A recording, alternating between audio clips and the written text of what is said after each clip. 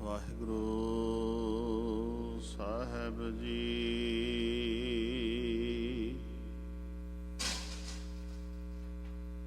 ਰੇ ਮਨ ਡੀਗ ਨਾ ਡੋਲੀਐ, ਸਿੱਧੇ ਮਾਰਗ ਧਾਉ। ਪਾਛੈ ਬਾਘ ਡਰਾਵਣ, ਆਗੈ ਅਗਨ ਤਲਾਉ। ਸਹਿ ਸਹਜੀਰਾ ਪਰ ਰਹਿਓ, ਮਾ ਕੋ ਅਵਰ ਨਾ ਢੰਗ। ਨਾਨਕ ਗੁਰਮੁਖ ਛੁਟੀਐ, ਹਰ ਪ੍ਰੀਤਮ ਸਿਉ ਸੰਗ। ਨਾਨਕ ਗੁਰਮੁਖ ਛੁਟੀਐ, ਹਰ ਪ੍ਰੀਤਮ ਸਿਉ ਸੰਗ। ਨਿਮਾਣਿਆਂ ਦੇ ਮਾਣ, ਨਿਤਾਣਿਆਂ ਦੇ ਤਾਣ, ਨਿਧਰਿਆਂ ਦੀ ਤਿਹਰ, ਨਿਆਸਰਿਆਂ ਦਾ ਆਸਰਾ। ਸ਼ਬਦਾ ਅਵਤਾਰ ਸ਼ਬਦ ਗੁਰੂ ਧੰਨ ਧੰਨ ਸਾਹਿਬ ਸ੍ਰੀ ਗੁਰੂ ਗ੍ਰੰਥ ਸਾਹਿਬ ਮਹਾਰਾਜ, ਤਿੰਨਾਂ ਦੇ ਪਾਵਨ ਹਜ਼ੂਰੀ ਅੰਦਰ ਜਿੱਥੇ ਅਸੀਂ ਤਨ ਕਰਕੇ ਬੈਠੇ ਹਾਂ, ਮਨ ਦਾ ਟਿਕਾ ਬਣਾਈਏ। ਹੁਣੇ ਹੀ ਅਸੀਂ ਗੁਰੂ ਕੇ ਕੀਰਤਨੀਆਂ ਪਾਸੋਂ ਭਾਈ ਸਾਹਿਬ ਭਾਈ ਸਵਰਨ ਸਿੰਘ ਜੀ ਮਿੱਠਾ ਟਵਾਣਾ ਸ਼ਬਦ ਸਰਵਣ ਕਰ ਰਹੇ ਸਾਂ। ਰੇ ਮਨ ਡੀਗ ਨਾ ਡੋਲੀਐ। ਆਓ ਇਸ ਦੇ ਨਾਲ ਨਾਲ ਇਸ ਨੂੰ ਮੈਂ ਮੁੱਖ ਰੱਖਦਿਆਂ ਹੋਇਆਂ ਅੱਜ ਬਾਬਾ ਬੰਦਾ ਸਿੰਘ ਬਹਾਦਰ ਤਿੰਨਾਂ ਦਾ ਸ਼ਹਾਦਤ ਦਿਨ ਇੱਥੋਂ ਦੇ ਪ੍ਰਬੰਧਕਾਂ ਨੇ ਜੋ ਮੁਕਰਰ ਕੀਤਾ ਹੈ, ਉਸ ਨੂੰ ਆਪਾਂ ਮਨਾ ਰਹੇ ਹਾਂ। ਆਓ ਉਸ ਬੰਦੇ ਦੀ ਕੀ ਦੇਣ ਹੈ ਪੰਥ ਨੂੰ, ਮਨੁੱਖਤਾ ਨੂੰ।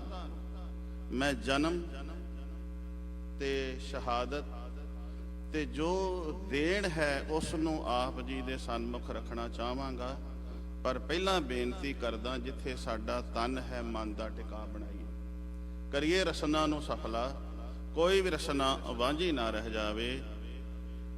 ਸਤਨਾਮ ਸ਼੍ਰੀ ਵਾਹਿਗੁਰੂ, ਸਤਨਾਮ ਸ਼੍ਰੀ ਵਾਹਿਗੁਰੂ ਸਾਹਿਬ ਜੀ। ਲੜੀ ਮੈਂ ਇਹ ਆਰੰਭ ਕੀਤੀ ਸੀ, ਸੰਸਾਰਕ, ਵਿਹਾਰਕ ਤੇ ਆਤਮਕ ਜੰਗ। ਸੰਸਾਰਕ ਜੰਗ ਭਾਰਤ ਵਿੱਚ ਵੀ ਹੋਈ ਹੈ, ਪਰ ਕਿਹਦੇ ਤੋਂ? ਜਰ ਜੋਰੂ,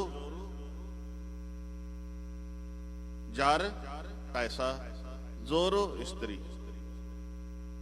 ਤੇ ਜ਼ਮੀਨ ਤੋਂ ਤੇ ਆਮ ਹੀ ਆਪਾਂ ਵੇਖਦੇ ਹੀ ਆ ਨਾ, ਜਿਹੜੀ ਜੰਗ ਹੁੰਦੀ ਹੈ ਆਮ ਹੀ ਅਸੀਂ ਵੱਟ ਬੰਨੇ ਤੋਂ ਲੜ ਪੈਂਦੇ ਹਾਂ। ਜਰ ਜ਼ੋਰੂ ਜ਼ਮੀਨ, ਇਹ ਜਿਹੜੀ ਹੈ ਨਾ ਸੰਸਾਰਕ ਜੰਗ ਹੈ। ਭਾਰਤ ਵਿੱਚ ਬੜੀ ਵੱਡੀ ਭਿਆਨਕ ਜੰਗ ਹੋਈ ਹੈ ਜ਼ਰ ਜ਼ੋਰੂ ਤੋਂ। ਮੈਂ ਬਹੁਤਾ ਇਸ ਪਾਸੇ ਨਹੀਂ ਜਾਣਾ। ਮਹਾਭਾਰਤ ਦਾ ਜਿਹੜਾ ਜੰਗ ਹੈ, ਮਹਾਭਾਰਤ ਦੀ ਜਿਹੜੀ ਜੰਗ ਹੋਈ ਹੈ ਜਰ ਜ਼ੋਰੂ ਤੋਂ ਹੋਈ ਹੈ। ਕੈਰੋ ਪਾਂਡਵਾਂ ਦੀ ਆਪਸ ਵਿੱਚ ਜੰਗ ਹੋਈ ਹੈ, ਜਰ ਜ਼ੋਰੂ ਤੋਂ ਹੋਈ ਹੈ। ਜੇ ਅਸੀਂ ਕਰਬਲਾ ਦੀ ਗੱਲ ਕਰੀਏ, ਜੰਗੇ ਉਹ ਦੀ ਗੱਲ ਕਰੀਏ, ਸੀਆ ਤੇ ਸੁੰਨੀ ਦੀ ਜਿਹੜੀ ਜੰਗ ਹੋਈ ਹੈ, ਕਿਸ ਪਾਸੇ ਹੋਈ ਹੈ? ਉਹ ਉੱਥੋਂ ਜੰਗ ਸ਼ੁਰੂ ਹੋਈ।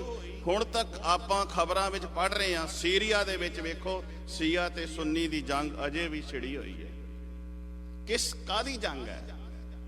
ਸੀਆ ਤੇ ਸੁੰਨੀ ਆਪਸ ਵਿੱਚ ਨੇ, ਉਹ ਦੋਵੇਂ ਧਿਰਾਂ ਆਪਸ ਵਿੱਚ ਨੇ। ਜੰਗ ਹੋਈ ਜਰ ਜੋਰੂ ਜ਼ਮੀਨ ਦੀ, ਜੰਗ ਹੋਈ ਕਰਬਲਾ, ਜੰਗੇ ਉਹ ਦੀ, ਸੁੰਨੀ ਤੇ ਸੀਆ ਦੀ। ਤੇ ਇਸ ਪਾਸੇ ਜਿਹੜੀ ਗੁਰੂ ਗੋਬਿੰਦ ਸਿੰਘ ਸਾਹਿਬ ਮਹਾਰਾਜ ਜੀ ਦੇ ਖਾਲਸੇ ਦੀ ਜੰਗ ਹੈ ਨਾ, ਨਾ ਜ਼ਰ ਦੀ ਹੈ, ਨਾ ਜ਼ੋਰੂ ਦੀ ਹੈ, ਨਾ ਉਹ ਜ਼ਮੀਨ ਦੀ ਹੈ। ਜੰਗ ਸ਼ਾਸਤਰਾਂ ਨਾਲ ਵੀ ਲੜੀ ਗਈ ਹੈ। ਜੇ ਗੁਰੂ ਨਾਨਕ ਸਾਹਿਬ ਮਹਾਰਾਜ ਦੀ ਅਸੀਂ ਗੱਲ ਕਰੀਏ ਤੇ ਗੁਰੂ ਨਾਨਕ ਸਾਹਿਬ ਮਹਾਰਾਜ ਨੇ ਸ਼ਾਸਤਰਾਂ ਨਾਲ ਜੰਗ ਲੜੀ ਹੈ। ਕਿਵੇਂ? ਮੇਰੇ ਪਾਤਸ਼ਾਹ ਜੀ ਸਾਨੂੰ ਗੁਰਬਾਣੀ ਦੇ ਵਿੱਚ ਸਾਨੂੰ ਦੱਸਦੇ ਨੇ, ਗੁਰਬਾਣੀ ਰਾਹੀਂ ਸਾਨੂੰ ਚਾਨਣਾ ਦਿੰਦੇ ਨੇ ਕਿ ਸ਼ਾਸਤਰਾਂ ਨਾਲ ਕਿਵੇਂ ਜੰਗ ਲੜੀ ਜਾਂਦੀ ਹੈ। ਆਪਾਂ ਰੋਜ਼ ਪੜ੍ਹਦੇ ਆ ਨਾ ਗੁਰਬਾਣੀ ਵਿੱਚ, ਸ਼ਾਸਤਰਾਂ ਨਾਲ ਕਿਵੇਂ ਜੰਗ ਲੜੀ। ਜੋਗ ਨਾ ਖਿੰਥਾ, ਜੋਗ ਨਾ ਡੰਡਾ, ਜੋਗ ਨਾ ਭਸਮ ਚੜਾਈਐ, ਅੰਜਨ ਮਾਹੇ ਨਿਰੰਜਨ ਰਹੀਐ, ਜੋਗ ਜੁਗਤ ਇਹ ਪਾਈਐ। ਜੇ ਜੋਗੀਆਂ ਦੇ ਕੋਲ ਗਏ ਨੇ, ਜੇ ਉਦਾਸੀਆਂ ਦੇ ਕੋਲ ਗਏ ਨੇ, ਤੇ ਸ਼ਾਸਤਰਾਂ ਦੇ ਨਾਲ ਜੰਗ ਲੜੀ ਹੈ, ਉਹਨਾਂ ਨੂੰ ਸਿੱਧੇ ਰਾਹ ਪਾਇਆ। ਤੇ ਜੇ ਇਸੇ ਆਤਮਕ ਵਿਕਾਰਾਂ ਦੀ ਜੰਗ ਦੀ ਗੱਲ ਕਰੀਏ ਤੇ ਆਪਾਂ ਰੋਜ਼ ਪੜ੍ਹਦੇ ਆ, ਆਤਮ ਜਿਣੈ ਸਗਲ ਵਸ ਤਾਂ ਕਾ, ਜਾਂ ਕਾ ਸਤਿਗੁਰ ਪੂਰਾ, ਸੂਰਾ ਸੋ ਪਹਿਚਾਨੀਐ ਦੀ ਗੱਲ ਕਰੀਏ ਤੇ ਫਿਰ ਸ਼ਸਤਰਾਂ ਦੀ ਗੱਲ ਹੈ। ਆਤਮ ਜਿਣੈ ਸਗਲ ਵਸ ਤਾਂ ਕਾ, ਜਾਂ ਕਾ ਸਤਿਗੁਰ ਪੂਰਾ। ਜੇ ਆਤਮਕ ਜੰਗ ਦੀ ਗੱਲ ਕਰੀਏ ਤੇ ਫਿਰ ਵਿਕਾਰਾਂ ਨਾਲ ਲੜਨਾ, ਵਿਕਾਰਾਂ ਨਾਲ ਉੱਤੇ ਕਾਬੂ ਪਾਉਣਾ। ਤੇ ਜਿਹੜਾ ਵਿਕਾਰਾਂ ਉੱਤੇ ਕਾਬੂ ਪਾ ਸਕਦਾ ਹੈ, ਆਪਣੇ ਮਨ ਉੱਤੇ ਕਾਬੂ ਪਾ ਸਕਦਾ ਹੈ, ਗੁਰੂ ਪਿਆਰਿਓ, ਉਹ ਸ਼ਾਸਤਰਾਂ ਦੀ ਵੀ ਜੰਗ ਲੜ ਸਕਦਾ ਹੈ ਤੇ ਉਹ ਸ਼ਸਤਰਾਂ ਦੀ ਵੀ ਜੰਗ ਲੜ ਸਕਦਾ ਹੈ। ਸ਼ਾਸਤਰਾਂ ਨਾਲ ਵੀ ਤੇ ਸ਼ਸਤਰਾਂ ਨਾਲ ਵੀ ਤੇ ਵਿਕਾਰਾਂ ਦੇ ਨਾਲ ਵੀ। ਇਹ ਮੈਂ 3 ਜੰਗਾਂ ਦੀ ਜਿਹੜੀ ਗੱਲ ਕੀਤੀ ਹੈ, ਮੈਂ ਆਵਾਂ, ਬਹੁਤਾ ਸਮਾਂ ਨਹੀਂ ਹੈ ਮੈਂ ਇੱਥੇ ਵਿਸਥਾਰ ਕਰਾਂ। ਆਓ ਬਾਬਾ ਬੰਦਾ ਸਿੰਘ ਬਹਾਦਰ ਦੀ ਅਸੀਂ ਗੱਲ ਕਰੀਏ। ਬਾਬਾ ਬੰਦਾ ਸਿੰਘ ਬਹਾਦਰ ਦਾ ਜਨਮ ਕਿੱਥੇ ਹੁੰਦਾ? ਜੋ ਕਸ਼ਮੀਰ ਦੀ ਧਰਤੀ ਹੈ। ਮੈਂ ਥੋੜਾ ਟੁੱਕਾਂ ਰੱਖਣੀਆਂ ਨੇ ਕਿਉਂਕਿ ਵਿਸਥਾਰ ਕਰਾਂਗਾ ਤੇ ਇੱਕ ਥਾਂ ਤੇ ਖਲੋਤਾ ਰਹਿ ਜਾਂਦਾ। ਕਸ਼ਮੀਰ ਦੀ ਧਰਤੀ ਜਿਸ ਨੂੰ ਅੱਜ ਰਜੌਰੀ ਕਿਹਾ ਜਾਂਦਾ ਹੈ, ਇਹਦਾ ਨਾਮ ਪਹਿਲਾਂ ਹੈ ਰਾਜਾਵੜੀ, ਰਾਜਾਵਾੜੀ। ਇਸ ਥਾਂ ਦਾ ਨਾਮ ਰਾਜਾਵਾੜੀ ਹੈ। ਇਸ ਥਾਂ ਤੇ ਰਾਮਦੇਵ ਭਾਰਤਵਾਜ, ਜਿਸ ਦੇ ਘਰ ਵਿੱਚ ਇੱਕ ਬਾਲਕ ਨੇ ਜਨਮ ਲਿਆ। ਥੋੜੀਆਂ ਜਿਹੀਆਂ ਮੈਂ ਬਰੀਕੀਆਂ ਰੱਖਣੀਆਂ ਨੇ, ਪਕੜ ਤਾਂ ਆਏਗੀ ਜੇਕੋ ਮੈਂ ਸ਼ਬਦ ਵੀ ਭਾਈ ਸਾਹਿਬ ਨੇ ਪੜ੍ਹ ਕੇ ਗਏ ਨੇ। ਰੇ ਮਨ ਡੀਗ ਨਾ ਡੋਲੀਐ, ਸਿੱਧਾ ਮਾਰਗ ਧਾਓ। ਮਨ ਨੂੰ ਸਿੱਧਾ ਰੱਖੀਏ, ਮਨ ਡਿੰਗਾ ਟੇਡਾ ਨਾ ਹੋਵੇ, ਇੱਧਰ ਉੱਧਰ ਨਾ ਨਸੇ। ਕਿਉਂਕਿ ਮਨ ਵਿੰਗਾ ਟੇਡਾ ਹੀ ਹੁੰਦਾ ਰਹਿੰਦਾ, ਚੱਲਦਾ ਹੀ ਵਿੰਗਾ ਹੈ। ਤਨ ਕਿੱਧਰ ਜਾਂਦਾ, ਇਹ ਵਿੰਗਾ ਹੀ ਤੁਰਿਆ ਫਿਰਦਾ, ਇੱਧਰ ਉੱਧਰ ਹੀ ਨਸਦਾ ਫਿਰਦਾ ਰਹਿੰਦਾ।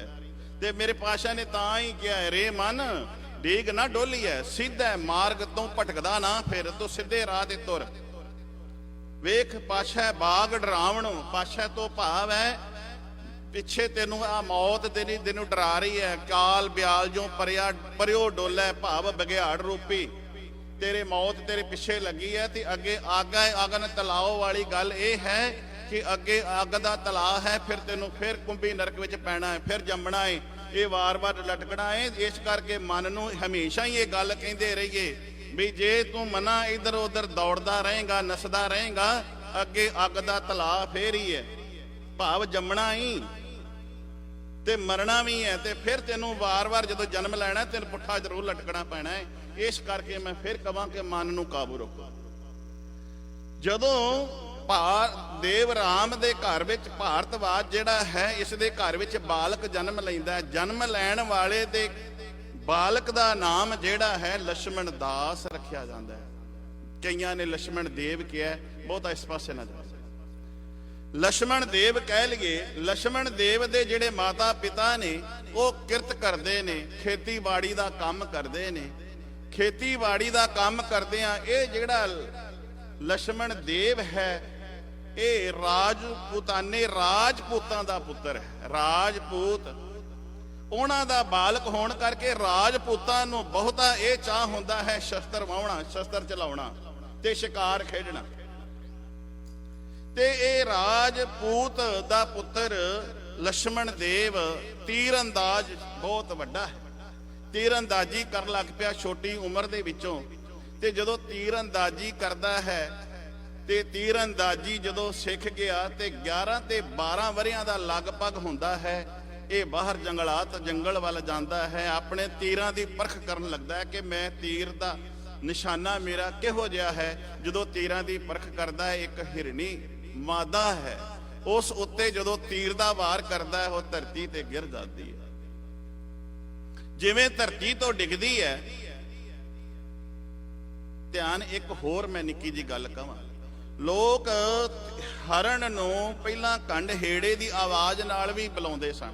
ਕੰਡ ਹੇੜਾ, ਉਸ ਦੀ ਆਵਾਜ਼ ਨੂੰ ਹਿਰਨ ਹਰਣੀ ਜਿਹੜੀ ਹੈ ਨਰ ਮਾਦਾ ਦੋਵੇਂ ਸੁਣਦੇ ਨੇ, ਤੇ ਜਦੋਂ ਉਸ ਨੂੰ ਉਸ ਤਰੀਕੇ ਨਾਲ ਬੁਲਾਇਆ ਜਾਂਦਾ ਹੈ, ਕੰਡ ਹੇੜੇ ਦੀ ਆਵਾਜ਼ ਨਾਲ ਫੜਿਆ ਜਾਂਦਾ ਹੈ ਨਾ, ਉਹਦੇ ਨਾਭੀ ਦੇ ਵਿੱਚੋਂ ਕਸਤੂਰੀ ਕੱਢੀ ਜਾਂਦੀ ਹੈ। ਹਰਨ ਦੀ ਨਾਭੀ ਵਿੱਚ ਕਸਤੂਰੀ ਹੁੰਦੀ ਹੈ। ਉਹਨੂੰ ਮਾਰਿਆ ਨਹੀਂ ਜਾਂਦਾ, ਉਹਦੇ ਤੇ ਵਾਰ ਨਹੀਂ ਕੀਤਾ ਜਾਂਦਾ, ਉਹਨੂੰ ਕੰਡ ਹੇੜੀ ਦੀ ਆਵਾਜ਼ ਨਾਲ ਫੜਿਆ ਜਾਂਦਾ ਤੇ ਉਹਦੇ ਵਿੱਚੋਂ ਨਾਭੀ ਦੇ ਵਿੱਚੋਂ ਕਸਤੂਰੀ ਕੱਢੀ ਜਾਂਦੀ ਹੈ। ਪਰ ਜੇ ਇਸ ਨੇ ਵਾਰ ਕੀਤਾ ਹੈ ਤੇ ਇਸ ਨੇ ਵਾਰ ਕਸਤੂਰੀ ਵਾਸਤੇ ਨਹੀਂ, ਇਸ ਨੇ ਵਾਰ ਕਾਹਦੇ ਲਈ ਕੀਤਾ ਹੈ? ਕਿਉਂ ਸ਼ਿਕਾਰੀ ਇਸ ਨੇ ਮਾਸ ਵਾਸਤੇ ਵਾਰ ਕੀਤਾ।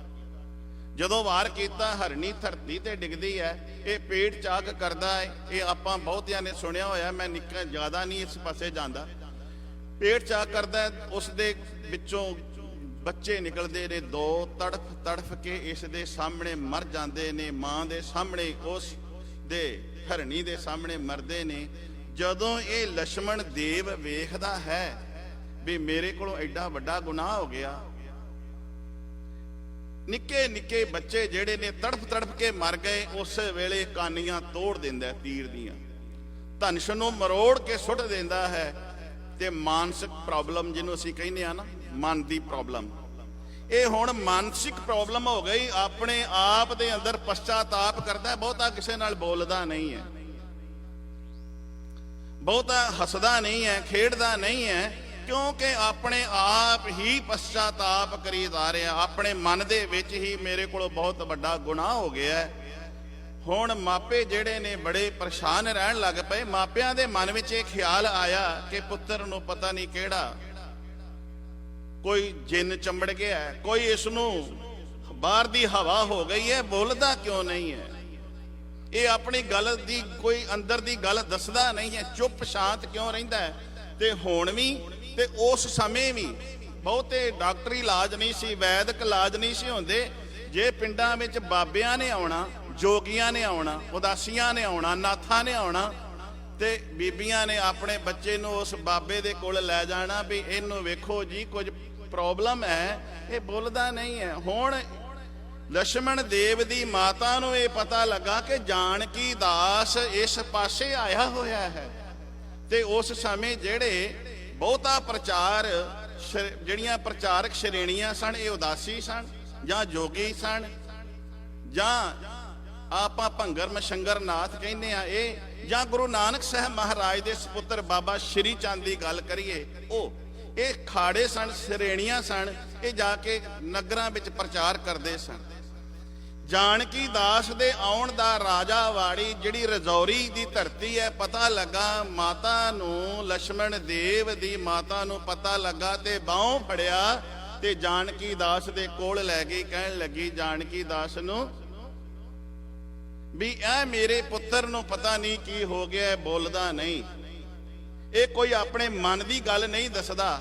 ਤੇ ਜਾਨਕੀ ਦਾਸ ਨੇ ਕਿਹਾ ਇਸ ਨੂੰ ਕੋਈ ਮਾਨਸਿਕ ਪ੍ਰੋਬਲਮ ਹੈ, ਜਿਹਨੂੰ ਅੱਜ ਅਸੀਂ ਕਹਿੰਦੇ ਆ, ਇਹਨੂੰ ਕੋਈ ਮਨ ਦੀ ਪ੍ਰੋਬਲਮ ਹੈ ਜਿਹੜੀ ਦੂਰ ਨਹੀਂ ਹੋ ਸਕਦੀ। ਇਸੇ ਤਰ੍ਹਾਂ ਇੱਕਦਮ ਇਹਨੂੰ ਸਾਨੂੰ ਦੇ ਦਿਓ, ਮੈਂ ਇਹਨੂੰ ਨਾਲ ਲੈ ਜਾਵਾਂਗਾ, ਮੈਂ ਇਸ ਕੋਲੋਂ ਪੁੱਛਾਂਗਾ ਇਹਦੇ ਮਨ ਦੇ ਵਿੱਚ ਕੀ ਹੈ, ਮੈਂ ਇਹਦਾ ਇਲਾਜ ਕਰਾਂਗਾ। ਜਾਨਕੀ ਦਾਸ ਆਇਆ ਤੇ ਲక్ష్మణ ਦੇਵ ਦੀ ਬਾਹ ਫੜੀ ਤੇ ਨਾਲ ਲੈ ਗਿਆ। ਜਿਹੜਾ ਅੱਜ ਕਸੂਰ ਪਾਕਿਸਤਾਨ ਦੇ ਵਿੱਚ ਹੈ, ਪਾਕਿਸਤਾਨ ਦਾ ਜਿਹੜਾ ਇਲਾਕਾ ਹੈ ਕਸੂਰ ਹੈ, ਇੱਥੇ ਜਾਨਕੀ ਦਾਸ ਦਾ ਇੱਕ ਡੇਰਾ ਹੈ ਜਿਸ ਨੂੰ ਰਾਮ ਥੰਮਣ ਕਹਿੰਦੇ ਨੇ। ਰਾਮ ਥੰਮਣ ਕੌਣ ਹੈ ਇਹ ਵੀ ਧਿਆਨ ਦਿਆ ਜੇ। ਰਾਮ ਥੰਮਣ ਧੰਨ ਗੁਰੂ ਨਾਨਕ ਸਾਹਿਬ ਮਹਾਰਾਜ ਦੇ ਮਾਸੀ ਦਾ ਪੁੱਤਰ ਹੈ, ਜਿਹਦਾ ਨਾਂ ਬੀਬੀ ਲੱਖੋ ਹੈ। ਮਾਸੀ ਦਾ ਪੁੱਤਰ ਰਾਮ ਥੰਮਣ ਕਸੂਰ ਜ਼ਿਲ੍ਹੇ ਦੇ ਵਿੱਚ ਰਾਮ ਥੰਮਣ ਦਾ ਅਸਥਾਨ ਹੈ, ਜਿਹਦਾ ਦੇਖਭਾਲ ਸੰਭਾਲ ਜਾਨਕੀ ਦਾਸ ਕਰਦਾ ਹੈ। ਤੇ ਜਾਨਕੀ ਦਾਸ ਜਦੋਂ ਰਾਮ ਥੰਮਣ ਦੇ ਅਸਥਾਨ ਤੇ ਲੈ ਕੇ ਆਇਆ, ਤੇ ਜਿਹੜਾ ਗੁਰੂ ਨਾਨਕ ਸਾਹਿਬ ਮਹਾਰਾਜ ਦੇ ਮਾਸੀ ਦਾ ਪੁੱਤ ਦਾ ਥਾਂ ਸੀ, ਤੇ ਇੱਥੋਂ ਇਹ ਸਾਨੂੰ ਪਤਾ ਲੱਗਣਾ ਚਾਹੀਦਾ ਹੈ ਕਿ ਜਿਹੜਾ ਸਥਾਨ ਗੁਰੂ ਨਾਨਕ ਦੀ ਮਾਸੀ ਦੇ ਪੁੱਤ ਦਾ ਹੈ, ਬੀਬੀ ਲੱਖੋ ਦੇ ਪੁੱਤਰ ਦਾ ਰਾਮ ਥੰਮਣ ਜਿਹੜਾ ਹੈ, ਤੇ ਉੱਥੇ ਗੁਰੂ ਨਾਨਕ ਦੀ ਵਿਚਾਰਧਾਰਾ ਜ਼ਰੂਰ ਹੋਵੇਗੀ। ਉਥੇ ਗੁਰੂ ਨਾਨਕ ਦੀ ਵਿਚਾਰਧਾਰਾ ਜ਼ਰੂਰ ਲਾਗੂ ਹੋਵੇਗੀ, ਕਿਉਂਕਿ ਮਾਸੀ ਦਾ ਪੁੱਤਰ ਭਰਾ ਹੈ ਰਾਮ ਥੰਮਣ। ਉਥੇ ਗੁਰੂ ਨਾਨਕ ਦੀ ਵਿਚਾਰਧਾਰਾ ਜਿਹੜੀ ਹੈ ਇਸ ਲక్ష్మణ ਦਾਸ ਨੇ ਸੁਣੀ, ਤੇ ਜਾਨਕੀ ਦਾਸ ਜਦੋਂ ਲੈ ਕੇ ਆਇਆ ਹੈ ਤੇ ਸਤਿਗੁਰ ਜਨਮੈ ਗਵਨ ਮਿਟਾਇਆ। ਜਦੋਂ ਸਿੱਖ ਅੰਮ੍ਰਿਤ ਛਕਦਾ ਹੈ ਨਾ, ਤੇ ਉਦੋਂ ਪੰਜ ਪਿਆਰੇ ਕਹਿੰਦੇ ਨੇ ਵੀ ਅੱਜ ਇਹਦਾ ਗੁਰੂ ਨਾਨਕ ਦੇ ਘਰ ਵਿੱਚ, ਗੁਰੂ ਗੋਬਿੰਦ ਸਿੰਘ ਸਾਹਿਬ ਮਹਾਰਾਜ ਦੇ ਘਰ ਵਿੱਚ ਜਨਮ ਹੋਇਆ ਹੈ, ਤੇ ਉਹਨਾਂ ਦੇ ਨਾਮ ਦੇ ਨਾਲ ਸਿੰਘ ਲਾ ਦਿੱਤਾ ਜਾਂਦਾ ਹੈ। ਜਾਂ ਉਹ ਕਹਿੰਦੇ ਨੇ ਪੰਜ ਪਿਆਰੇ ਵੀ ਅੱਜ ਨਾਮ ਸਿੰਘ ਨਾਲ, ਤੇ ਜਾਂ ਉਹਦਾ ਨਾਮ ਬਦਲ ਦਿੱਤਾ ਜਾਂਦਾ ਹੈ। ਇਹ ਸਾਡੀ ਰਹਿਤ ਮਰਿਆਦਾ ਕਹਿੰਦੀ ਹੈ।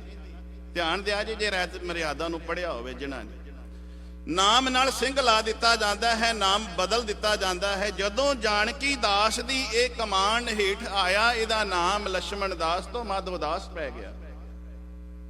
ਮਾਧੋ ਦਾਸ ਦੇ ਕੋਲ ਰਾਮ ਥੰਮਣ ਇਹ ਰਹਿ ਰਿਹਾ ਹੈ। ਇੱਥੇ ਰਾਮ ਥੰਮਣ ਦੇ ਅਸਥਾਨ ਤੇ ਉਦੋਂ ਮੇਲੇ ਲੱਗਿਆ ਕਰਦੇ ਸਨ, ਜਿਵੇਂ ਅਚਲ ਵਟਾਲੇ ਦੇ ਮੇਲੇ ਦੀ ਅਸੀਂ ਗੱਲ ਕਰਦੇ ਹਾਂ। ਤੇ ਜਦੋਂ ਮੇਲੇ ਲੱਗਦੇ ਸਨ, ਇਹਨਾਂ ਮੇਲਿਆਂ ਦਾ ਸਮਾਂ ਜਿਹੜਾ ਨਿਯੁਕਤ ਕਰ ਦਿੱਤਾ ਜਾਂਦਾ ਸੀ, ਤੇ ਮੇਲਿਆਂ ਦੇ ਉੱਤੇ ਜੋਗੀ ਨਾਥ ਆਉਂਦੇ ਸਨ। ਇਹ ਚਰਚਾ, ਧਰਮ ਦੀ ਚਰਚਾ ਕਰਦੇ ਸਨ। ਧਰਮ ਦਾ ਪ੍ਰਚਾਰ ਹੀ ਇਹ ਲੋਕ ਉਦੋਂ ਕਰਦੇ ਸਨ। ਧਾਰਮਿਕ ਚਰਚਾਵਾਂ ਜਿਹੜੇ ਜੋਗੀ ਨਾਥ ਕਰਦੇ ਸਨ। ਅੱਜ ਕੀ ਹੈ, ਇਸ ਰਾਮ ਥੰਮਣ ਦੇ ਅਸਥਾਨ ਤੇ ਵਿਸਾਖੀ ਦਾ ਮੇਲਾ ਲੱਗਦਾ ਹੈ।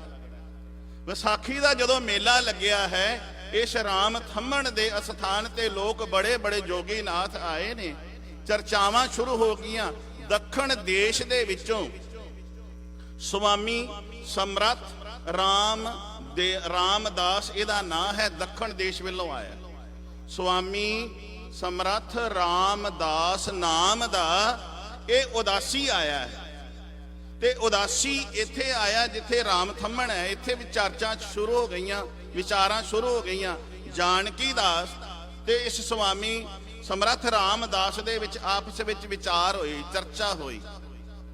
ਤੇ ਜਿਹੜਾ ਹਾਰ ਜਾਂਦਾ ਸੀ ਨਾ, ਉਹ ਆਪਣੇ ਹਥਿਆਰ ਸੁੱਟ ਦਿੰਦਾ ਸੀ। ਜਿਵੇਂ ਗੁਰੂ ਨਾਨਕ ਸਾਹਿਬ ਮਹਾਰਾਜ ਨੇ ਬ੍ਰਹਮ ਦੱਤ ਨਾਲ ਚਰਚਾ ਕੀਤੀ ਸੀ, ਤੇ ਜਿਹੜਾ ਬ੍ਰਹਮ ਦੱਤ ਸੀ ਨਾ, ਬੀਜਿਆੜਾ ਕਸ਼ਮੀਰ ਦੇ ਵਿੱਚ, ਜਿੱਥੇ ਮੇਰੇ ਪਾਤਸ਼ਾਹ ਨੇ ਕਿਹਾ ਸੀ ਨਾ, ਪੜ ਪੜ ਗੱਡੀ ਲੱਦੀ ਹੈ, ਪੜ ਪੜ ਭਰੀਆ ਸਾਥ, ਪੜ ਪੜ ਬੇੜੀ ਪਾਈ ਹੈ, ਪੜ ਪੜ ਗੱਡੀਆ ਖਾਤ, ਪੜਿਆ ਜੇਤੇ ਬਰਸ ਬਰਸ, ਪੜਿਆ ਜੇਤੇ ਮਾਸ, ਪੜਿਆ ਜੇਤੀ ਆਰਜਾ, ਪੜਿਆ ਜੇਤੇ ਸਾਸ, ਨਾਨਕ ਲੇਖਿਆ ਇੱਕ ਗੱਲ ਹੋਰ ਹੋਮੈ ਚੱਖਣਾ ਚਾ। ਉਸ ਬ੍ਰਹਮ ਦੱਤ ਨੂੰ ਵੀ ਗਿਆਨ ਕਰਾਇਆ, ਤੇ ਉਹਦੀ ਪੀੜ੍ਹੀ, ਉਹਦਾ ਪੋਤਰਾ ਜਿਹੜਾ ਕਿਰਪਾ ਰਾਮ ਸੀ ਜਾਂ ਕਿਰਪਾ ਦਾਸ ਕਹਿ ਲਓ, ਉਹ ਜਿਹੜਾ ਗੁਰੂ ਨਾਨਕ ਦੇ ਘਰ ਦਾ ਸਾਰਾ ਇਹ ਕਬੀਲਾ ਸਿੱਖ ਬਣ ਗਿਆ। ਤੇ ਕਿਰਪਾ ਰਾਮ ਨੇ ਅੰਮ੍ਰਿਤ ਛਕ ਕੇ ਚਮਕੌਰ ਦੀ ਗੜੀ ਦੇ ਵਿੱਚ ਗੁਰੂ ਗੋਬਿੰਦ ਸਿੰਘ ਸਾਹਿਬ ਮਹਾਰਾਜ ਦੇ ਉਸ ਸਮੇਂ ਦੇ ਵਿੱਚ ਸ਼ਹਾਦਤ ਦਿੱਤੀ ਸੀ। ਕਹਿਣ ਤੋਂ ਭਾਵ, ਜਦੋਂ ਇਸ ਅਸਥਾਨ ਦੇ ਉੱਤੇ ਚਰਚਾ ਹੋਈ ਹੈ, ਤੇ ਜਿਹੜਾ ਸੁਆਮੀ ਸਮਰੱਥ ਰਾਮਦਾਸ ਹੈ ਇਹ ਜਿੱਤ ਗਿਆ, ਤੇ ਜਾਨਕੀ ਦੇਵ ਜਿਹੜਾ ਹੈ ਉਹ ਹਾਰ ਗਿਆ। ਜਾਨਕੀ ਪ੍ਰਸਾਦ, ਜਦੋਂ ਜਾਨਕੀ ਪ੍ਰਸਾਦ ਹਾਰ ਗਿਆ ਹੈ, ਤੇ ਆਮ ਹੀ ਮਨ ਦੇ ਵਿੱਚ ਖਿਆਲ ਹੁੰਦਾ ਹੈ ਕਿ ਜਿੱਤੇ ਦੇ ਨਾਲ ਹਰ ਕੋਈ ਖਲੋਂਦਾ ਹੈ, ਹਾਰੇ ਨਾਲ ਕੋਈ ਨਹੀਂ ਖਲੋਂਦਾ। ਭਾਵੇਂ ਵੋਟ ਪਾਈ ਹੋਵੇ ਤੇ ਭਾਵੇਂ ਨਾ ਪਾਈ ਹੋਵੇ, ਜਿੱਤੇ ਨਾਲ ਹਰ ਕੋਈ ਖਲੋਂਦਾ, ਹਾਰੇ ਨਾਲ ਨਹੀਂ। ਮਾਧੋ ਦਾਸ ਦੇ ਮਨ ਵਿੱਚ ਆਇਆ ਕਿ ਸਮਰੱਥ ਰਾਮਦਾਸ ਬਹੁਤ ਗੁਣੀ ਹੈ, ਇਹਦੇ ਕੋਲ ਵਿਦਿਆ ਜ਼ਿਆਦਾ ਹੈ, ਕਿਉਂ ਨਾ ਮੈਂ ਇਹਦਾ ਪੱਲਾ ਫੜ ਲਵਾਂ। ਰਾਮਦਾਸ, ਸੁਆਮੀ ਸਮਰੱਥ ਰਾਮਦਾਸ ਉਦਾਸੀ ਹੈ, ਇਹ ਉਦਾਸੀ ਦੇ ਨਾਲ ਚਲੇ ਗਿਆ। ਕਿੱਧਰ ਜਾਂਦਾ? ਦੱਖਣ ਦੇਸ਼ ਵੱਲ। ਇੱਕ ਹੁਣ ਜਿਹੜਾ ਸਮਰੱਥ, ਇਹ ਗੁਰੂ ਨਾਨਕ ਸਾਹਿਬ ਮਹਾਰਾਜ ਦੀ ਜਿਹੜਾ ਇਹ ਸਥਾਨ ਹੈ, ਇੱਥੋਂ ਨੂੰ ਗਿਆਨ ਮਿਲਿਆ, ਕਿਉਂਕਿ ਉਹਦੇ ਮਾਸੀ ਦਾ ਪੁੱਤ ਦਾ ਸਥਾਨ ਹੈ ਗੁਰੂ ਨਾਨਕ ਸਾਹਿਬ ਜੀ ਦਾ। ਹੁਣ ਜਿਹੜਾ ਸਮਰੱਥ ਸੁਆਮੀ ਰਾਮਦਾਸ ਹੈ, ਇਸ ਗੁਰੂ ਹਰਗੋਬਿੰਦ ਸਾਹਿਬ ਜੀ ਦੇ ਨੇ ਦਰਸ਼ਨ ਕੀਤੇ ਨੇ। ਕਿੱਥੋਂ?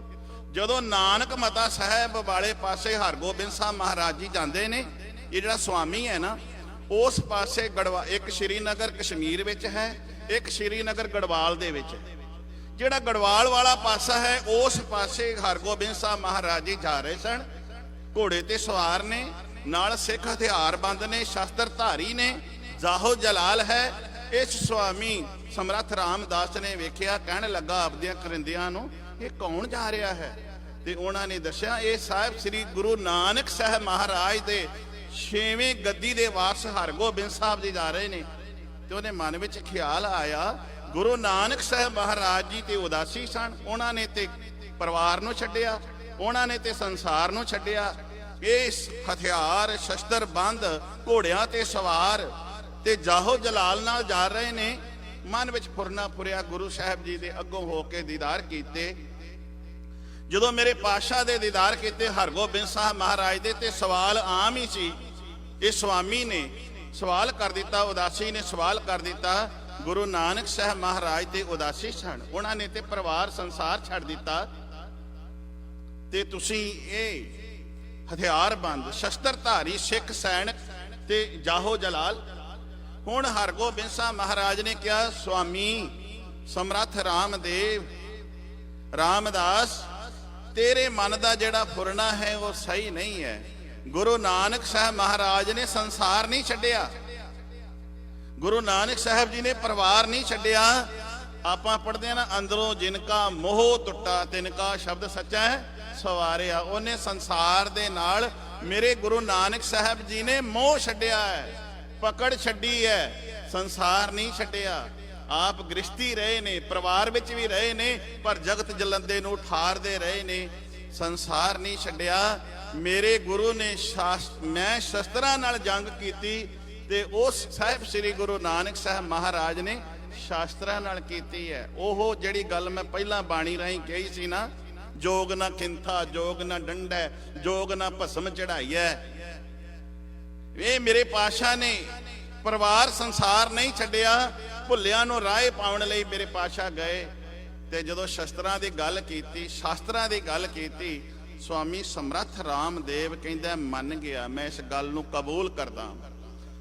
ਹੁਣ ਧਿਆਨ ਦਿਆ ਜੇ ਰਾਮ ਥੰਮਣ ਵਿੱਚ ਕੋਲ ਜਾਂਦੇ ਨੇ ਉਸ ਸਥਾਨ ਤੇ ਫਿਰ ਵੀ ਗੁਰੂ ਨਾਨਕ ਸਾਹਿਬ ਜੀ ਦੀ ਵਿਚਾਰਧਾਰਾ ਲక్ష్మణ ਦੇਵ ਨੂੰ ਮਿਲਦੀ ਹੈ, ਜੋ ਮਾਧੋ ਦਾਸ ਬੈਰਾਗੀ ਬਣ ਜਾਂਦਾ ਹੈ, ਮਾਧੋ ਦਾਸ ਬਣਦਾ ਹੈ।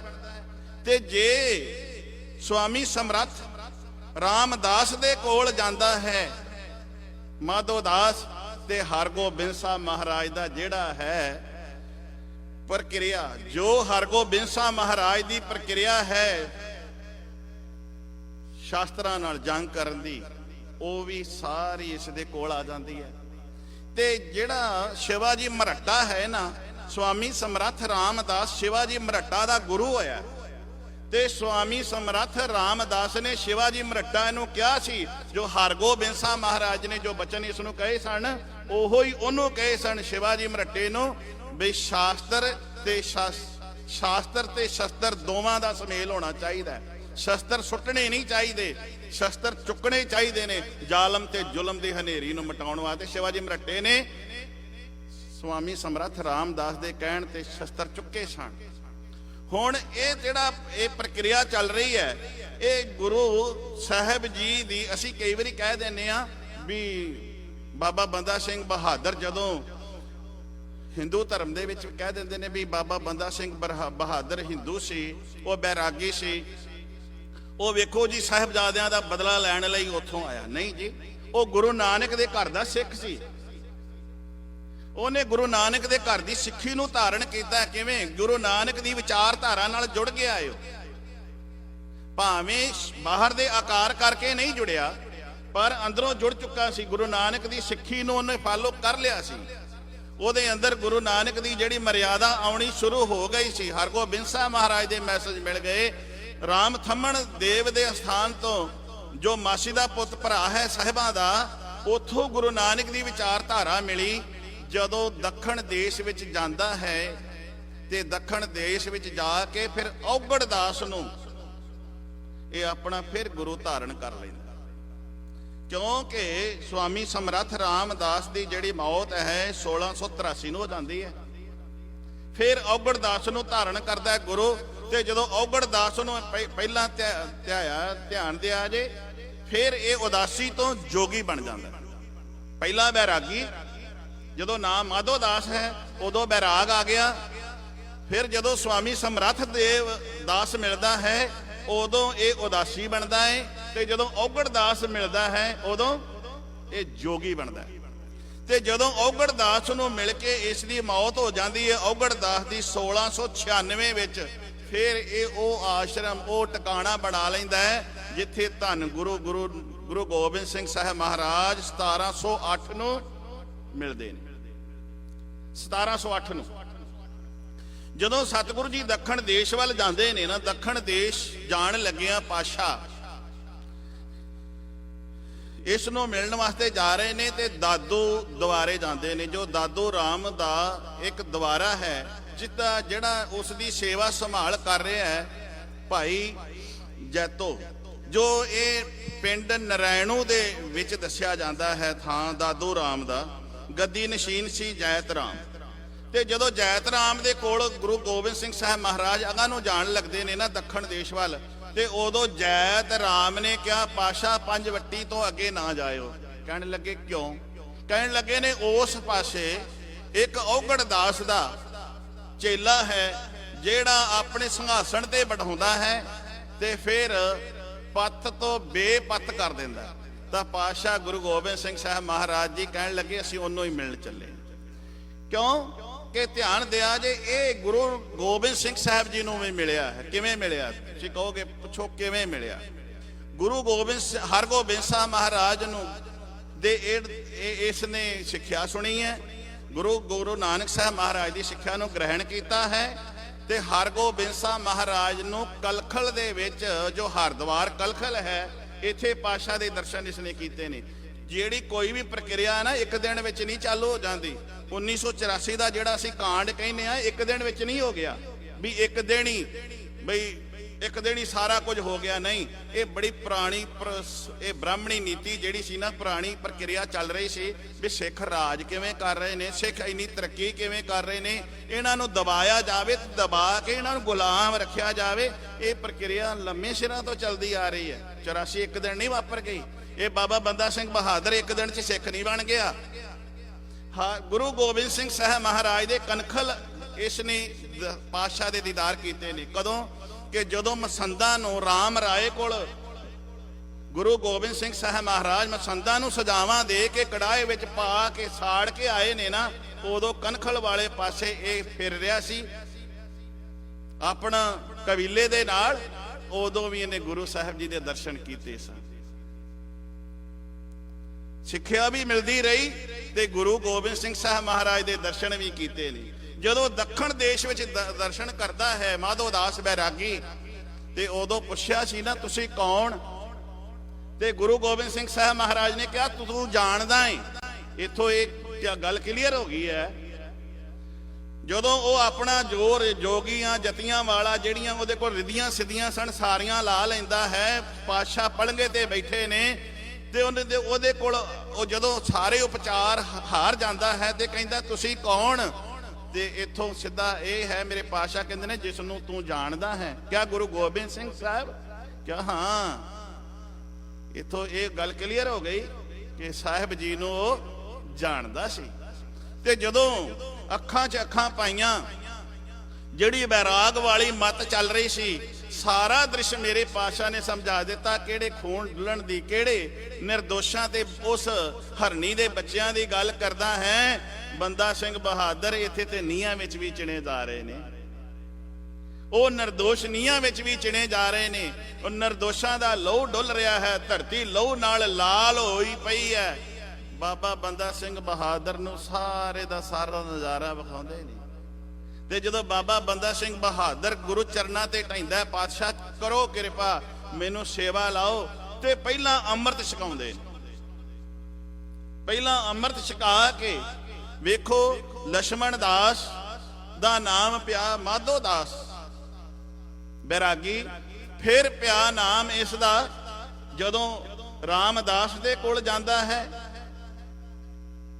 ਫਿਰ ਇਹਦਾ ਜੋਗੀ ਜਦੋਂ ਔਗੜ ਦਾਸ ਦੇ ਕੋਲ ਜਾਂਦਾ ਹੈ, ਇਹਦਾ ਨਾਮ ਬਦਲਦਾ ਜਦੋਂ ਗੁਰੂ ਗੋਬਿੰਦ ਸਿੰਘ ਅੰਮ੍ਰਿਤ ਛਕਾਉਂਦਾ। ਮੈਂ ਦੱਸ ਦਿੱਤਾ ਜਦੋਂ ਗੁਰੂ ਗੋਬਿੰਦ ਸਿੰਘ ਸਾਹਿਬ ਜੀ ਅੰਮ੍ਰਿਤ ਛਕਾਉਂਦੇ ਨੇ, ਇਤਿਹਾਸਕਾਰਾਂ ਨੇ ਲਿਖਿਆ ਹੈ ਨਾਂ ਇਸ ਦਾ ਫਿਰ ਭਾਈ ਗੁਰਬਖਸ਼ ਸਿੰਘ ਜੀ ਪੈਂਦਾ। ਪਰ ਕਈ ਇਹ ਸਰੋਤ ਵੀ ਕਹਿੰਦੇ ਨੇ ਕਿ ਜਿਹੜਾ ਜਿਸ ਨੂੰ ਗੁਰੂ ਸਾਹਿਬ ਜੀ ਬਖਸ਼ ਲੈਂਦੇ ਸਨ, ਜਿਹੜਾ ਬਖਸ਼ਿਆ ਜਾਂਦਾ ਸੀ, ਉਹਨੂੰ ਗੁਰੂ ਦਾ ਬਖਸ਼ਿਆ ਹੋਇਆ। ਜਿਸ ਨੂੰ ਸਤਿਗੁਰੂ ਜੀ ਬਖਸ਼ ਦਿੰਦੇ ਸਨ, ਉਹਨਾਂ ਨੂੰ ਜਿਹੜੇ ਨਾਲ ਦੇ ਸਿੱਖ ਹੁੰਦੇ ਸਨ ਇਹ ਕਹਿੰਦੇ ਸਨ ਗੁਰੂ ਦਾ ਬਖਸ਼ਿਆ। ਤੇ ਉਹਦਾ ਨਾਮ ਪੈਂਦਾ ਸੀ ਗੁਰਬਖਸ਼। ਪਰ ਗੁਰਬਖਸ਼ ਜਿਹੜਾ ਨਾਮ ਹੈ ਬਹੁਤਾ ਪ੍ਰਚਲਿਤ ਨਹੀਂ ਹੋਇਆ, ਨਾ ਬੰਦਾ ਸਿੰਘ ਬਹਾਦਰ ਹੀ ਪ੍ਰਚਲਿਤ ਹੋਇਆ। ਸਾਡੇ ਸਰੋਤਾਂ ਵਿੱਚ ਵੀ ਇਹ ਮਿਲਦਾ ਹੈ। ਜਦੋਂ ਬਾਬਾ ਬੰਦਾ ਸਿੰਘ ਬਹਾਦਰ ਨੂੰ ਸਤਿਗੁਰੂ ਨੇ ਅੰਮ੍ਰਿਤ ਦੀ ਦਾਤ, ਅੰਮ੍ਰਿਤ ਦਾ ਬਾਟਾ ਤਿਆਰ ਕਰਕੇ ਅੰਮ੍ਰਿਤ ਛਕਾ ਕੇ ਸਿੰਘ ਸਜਾਇਆ, ਤੇ ਫਿਰ ਬਾਬਾ ਬੰਦਾ ਸਿੰਘ ਬਹਾਦਰ ਨੂੰ ਇਹ ਨਹੀਂ ਕਿਹਾ ਵੀ ਜਾ ਕੇ ਤੁਸੀਂ ਛੋਟੇ ਸਾਹਿਬਜ਼ਾਦਿਆਂ ਦਾ ਜਾਂ ਵੱਡੇ ਸਾਹਿਬਜ਼ਾਦਿਆਂ ਦਾ ਬਦਲਾ ਲੈਣਾ। ਬਦਲਾ ਜਿਹੜਾ ਹੈ ਗੁਰੂ ਕੀ ਮਰਿਆਦਾ ਵਿੱਚ ਬਦਲੇ ਨੂੰ ਕੋਈ ਥਾਂ ਨਹੀਂ ਹੈ। ਜੇ ਬਦਲੇ ਦੀ ਗੱਲ ਹੁੰਦੀ ਤੇ ਹਰਗੋਬਿੰਦ ਸਾਹਿਬ ਮਹਾਰਾਜ ਆਪ ਜੀ ਦੇ ਪਿਤਾ ਤਤੀ ਤਵੀ ਤੇ ਬਿਠਾਏ ਜਾ ਰਹੇ ਨੇ, ਤੱਤਾ ਰੇਤਾ ਪਾਇਆ ਜਾ ਰਿਹਾ, ਤੇ ਆਪ ਧੰਨ ਗੁਰੂ ਹਰਗੋਬਿੰਦ ਸਾਹਿਬ ਮਹਾਰਾਜ ਕਸ਼ਮੀਰ ਦੇ ਵਿੱਚ ਜਾਂ ਆਗਰੇ ਵਿੱਚ ਜਹਾਂਗੀਰ ਦੇ ਨਾਲ, ਨਾ ਕੋ ਵੈਰੀ ਨਹੀਂ ਬੇਗਾਨੀ। ਜੇ ਬਦਲੇ ਦੀ ਭਾਵਨਾ ਹੁੰਦੀ ਤੇ ਗੁਰੂ ਸਾਹਿਬ ਜੀ ਦਾ ਬੰਦਾ ਭੇਜਿਆ ਹੋਇਆ ਜਦੋਂ ਜਹਾਂਗੀਰ ਦੇ ਨੂੰ ਮਾਰ ਦਿੰਦਾ ਹੈ ਤੇ ਉਹਦੀ ਔਲਾਦ ਉਹਦੇ ਕਾਬੂ ਆ ਜਾਂਦੀ ਹੈ, ਤੇ ਫਿਰ ਉਹਨੂੰ ਮਾਰ ਦਿੰਦਾ, ਉਹਦੀ ਇਸਤਰੀ ਨੂੰ ਮਾਰ ਦਿੰਦਾ, ਉਹਦੇ ਪਰਿਵਾਰ ਦਾ ਨਾਸ਼ ਕਰ ਦਿੰਦਾ। ਨਾ, ਇੱਥੇ ਬਦਲਾ ਨਹੀਂ ਹੈ। ਜਦੋਂ ਬਾਬਾ ਬੰਦਾ ਸਿੰਘ ਬਹਾਦਰ ਆਉਂਦੇ ਨੇ, ਇੱਥੇ ਸਭ ਸੁਖਾਲੀ ਉਠੀਆਂ, ਗੱਲ ਤਾਂ ਆ ਸੀ, ਸਭ ਸੁਖਾਲੀ ਉਠੀਆਂ ਭਾਵ ਜਿਹੜਾ ਲੋਕਾਂ ਦੇ ਦਮ ਘੁੱਟੇ ਪਏ ਨੇ ਉਹ ਸਾਰੇ ਸੁਖ ਹੋ ਜਾਣ। ਹਲੇਮੀ ਰਾਜ ਦੀ ਗੱਲ ਸੀ। ਹਲੇਮੀ ਰਾਜ ਨੂੰ, ਜਿਹੜਾ ਹਲੇਮੀ ਰਾਜ ਹੈ ਨਾ, ਉਹਨੂੰ ਬਾਬਾ ਬੰਦਾ ਸਿੰਘ ਬਹਾਦਰ ਉਪਜਣ ਵਾਸਤੇ ਆਇਆ, ਪੈਦਾ ਕਰਨ ਵਾਸਤੇ ਆਇਆ। ਕੇਵਲ ਜੇ ਅਸੀਂ ਕੱਲ ਇਹ ਜਿਹੜੀ ਹੈ ਨਾ ਰਾਸ਼ਟਰੀ ਗੱਲ ਕਰ ਦਿੱਤੀ ਕਿ ਬਾਬਾ ਬੰਦਾ ਸਿੰਘ ਬਹਾਦਰ ਨੇ ਗੁਰੂ ਸਾਹਿਬ ਜੀ ਦੇ ਸਾਹਿਬਜ਼ਾਦਾ ਦਾ ਬਦਲਾ ਲੈਣ ਵਾਸਤੇ ਨਹੀਂ, ਕੇਵਲ ਬਦਲਾ ਦੀ ਗੱਲ ਹੁੰਦੀ ਤੇ ਬਦਲਾ ਲੈ ਕੇ ਬਾਬਾ ਜੀ ਬਹਿ ਜਾਂਦੇ। ਕੇਵਲ ਬਦਲੇ ਦੀ ਗੱਲ ਨਹੀਂ ਸੀ, ਗੱਲ ਤੇ ਹਲੇਮੀ ਰਾਜ ਦੀ ਸੀ। ਜੇ ਹਲੇਮੀ ਰਾਜ ਦੀ ਅਸੀਂ ਗੱਲ ਕਰੀਏ, ਬਾਬਾ ਬੰਦਾ ਸਿੰਘ ਬਹਾਦਰ ਜਦੋਂ ਹਲੇਮੀ ਰਾਜ ਦੀ ਗੱਲ ਕਰਦੇ ਆ, ਤੇ ਅੱਜ ਜਿਹੜਾ ਕਾਨੂੰਨ ਹੈ ਨਾ, ਜਦੋਂ ਕੋਈ ਵੀ ਬਲਾਤਕਾਰੀ ਹੁੰਦਾ ਹੈ ਤੇ ਉਹਨੂੰ ਕਹਿੰਦੇ ਨੇ ਫਾਂਸੀ ਚੜਾ ਦਿਓ, ਆਏ ਲਾ ਦਿਓ। ਇਹ ਜਿਹੜਾ ਕਾਨੂੰਨ ਹੈ ਬਾਬਾ ਬੰਦਾ ਸਿੰਘ ਬਹਾਦਰ ਹਲੇਮੀ ਰਾਜ ਦੇ ਵਿੱਚ ਪਹਿਲਾਂ ਕਾਬੂ ਕਰ ਲਿਆਉਂਦਾ ਹੈ। ਜੇ ਕਦਮੁਦੀਨ ਨੂੰ ਕਪੂਰੀ ਦੇ ਹਾਕਮ ਨੂੰ ਸੋਧਾ ਲਾਉਂਦਾ ਹੈ, ਤੇ ਕਪੂਰੀ ਦੇ ਹਾਕਮ ਨੂੰ ਸੋਧਾ ਕਿਸ ਕਰਕੇ ਲਾਉਂਦਾ ਹੈ? ਕੈਦ ਕਰਕੇ ਫੜ ਕੇ। ਕਿਤੇ ਵੀ ਗੁਰੂ ਕੇ ਸਿੰਘਾਂ ਨੇ ਕੈਦ ਕਰਕੇ ਫੜ ਕੇ ਕਿਸੇ ਨੂੰ ਵੀ ਸੋਧਾ ਨਹੀਂ ਲਾਇਆ, ਪਰ ਜਿਹੜਾ ਨੇ ਪਾਪ ਕੀਤਾ, ਜਿਹੜੇ ਬਲਾਤਕਾਰੀ ਸਨ, ਮਾੜੇ ਕਰਮ, ਕਦਮੁਦੀਨ ਜਿਹੜਾ ਹੈ ਕਪੂਰੀ ਦਾ ਹਾਕਮ, ਉਹਨੇ ਐਲਾਨ ਕੀਤਾ ਸੀ ਜਿਹੜੀ ਵੀ ਹਿੰਦੂਆਂ ਦੀ ਬੱਚੀ ਮੁਟਿਆਰ ਹੋਵੇ ਤੇ ਆਪਣੇ ਹੱਥਾਂ ਦੇ ਵਿੱਚ ਉਹ ਚੂੜਾ ਪਾਵੇ, ਵਿਆਹੀ ਜਾਵੇ, ਤੇ ਪਹਿਲਾਂ ਮੇਰੀ ਛੇਜ ਦਾ ਸ਼ਿੰਗਾਰ ਬਣੇ ਤੇ ਫਿਰ ਆਪਣੇ ਸਹੁਰੇ ਘਰ ਜਾਵੇ। ਇਹ ਬਾਬਾ ਬੰਦਾ ਸਿੰਘ ਬਹਾਦਰ ਦੀ ਇਹ ਦੇਣ ਹੈ। ਬਾਬਾ ਬੰਦਾ ਸਿੰਘ ਬਹਾਦਰ ਨੇ ਉਸ ਕਦਮੁਦੀਨ ਨੂੰ ਜਾ ਕੇ ਸੋਧਾ ਲਾਇਆ, ਜਿਹੜੇ ਆ ਕੇ ਬ੍ਰਾਹਮਣ ਲੋਕ ਗੁਰੂ ਸਾਹਿਬ ਜੀ ਦੇ ਭੇਜੇ ਹੋਏ ਬੰਦਾ ਸਿੰਘ ਦੇ ਬਹਾਦਰ ਦੇ ਪੈਰਾਂ ਤੇ ਆ ਕੇ ਡਿੱਗ ਪਏ ਸਨ ਵੀ ਸਾਡੀਆਂ ਪੱਤਾਂ ਬਚਾਓ। ਅੱਜ 1984 ਵਿੱਚ ਸਾਡੀਆਂ ਧੀਆਂ ਭੈਣਾਂ ਦੀਆਂ ਪੱਤਾਂ ਰੋਲੀਆਂ ਨਾ, ਉਹ ਇਸ ਇਤਿਹਾਸ ਨੂੰ ਪੜ੍ਹ ਕੇ ਵੇਖਣ ਤਾਂ ਸਹੀ, ਇਹ ਫਰੋਲ ਕੇ ਵੇਖਣ ਤੇ ਸਹੀ। ਬਾਬਾ ਬੰਦਾ ਸਿੰਘ ਬਹਾਦਰ, ਅਸੀਂ ਉਹ ਵੀ ਕਹਿ ਦਿੰਦੇ ਨੇ ਤੇ ਅਸੀਂ ਵੀ ਕਹੀ ਜਾਂਦੇ ਆ ਕਿ ਬਾਬਾ ਬੰਦਾ ਸਿੰਘ ਬਹਾਦਰ ਬਦਲਾ ਲੈਣ ਨਹੀਂ ਆਏ। ਮੈਂ ਨਹੀਂ ਇਸ ਚੀਜ਼ ਨੂੰ ਨਿਰਾ ਮੰਨਦਾ ਕਿ ਬਦਲਾ ਲੈਣ ਹੀ ਆਏ ਸਨ। ਉਹਨਾਂ ਨੇ ਤੇ ਜਦੋਂ ਇਹਨਾਂ ਨੇ ਆ ਕੇ ਫਰਿਆਦ ਕੀਤੀ ਕਿ ਸਾਡੀਆਂ ਬਹੁ ਬੇਟੀਆਂ ਜਦੋਂ ਆਨੰਦ ਕਾਰਜ, ਜਿਹਨੂੰ ਅਸੀਂ ਅੱਜ ਕਹਿੰਦੇ ਆ ਵਿਆਹ ਹੁੰਦਾ ਹੈ, ਤੇ ਕਦਮੁਦੀਨ ਦਾ ਇਹ ਐਲਾਨ ਹੈ ਕਿ ਮੈਨੂੰ ਪਤਾ ਲੱਗ ਗਿਆ ਤੇ ਸਜ਼ਾਏ ਮੌਤ ਉਹਨਾਂ ਨੂੰ ਸਾਰੇ ਪਰਿਵਾਰਾਂ ਨੂੰ ਮਾਰ ਦਿਆਂਗਾ, ਪਹਿਲੇ ਇਸ ਮਟਿਆਰ ਆਵੇ ਤੇ ਮੇਰੀ ਸ਼ਹੀਦ ਦਾ ਸ਼ਿੰਗਾਰ ਬਣੇ। ਆ ਕੇ ਰੋਏ ਨੇ, ਕਰਲਾਏ ਨੇ, ਅੱਖਾਂ ਸਾਹਮਣੇ ਸਾਡੇ ਨਾਲ ਇਹ ਸਾਡੇ ਨਾਲ ਕੁਝ ਹੋ ਰਿਹਾ। ਤੇ ਬਾਬਾ ਬੰਦਾ ਸਿੰਘ ਬਹਾਦਰ ਨੇ ਕਦਮੁਦੀਨ ਨੂੰ ਫੜ ਕੇ ਉਸ ਨੂੰ ਉਹ ਸਜ਼ਾਵਾਂ ਦਿੱਤੀਆਂ ਜਿਹੜੀਆਂ ਬਣਦੀਆਂ ਸਨ। ਇਹ ਬਾਬਾ ਜੀਤ ਸਿੰਘ ਨੇ ਵੀ ਦਿੱਤੀਆਂ ਨੇ।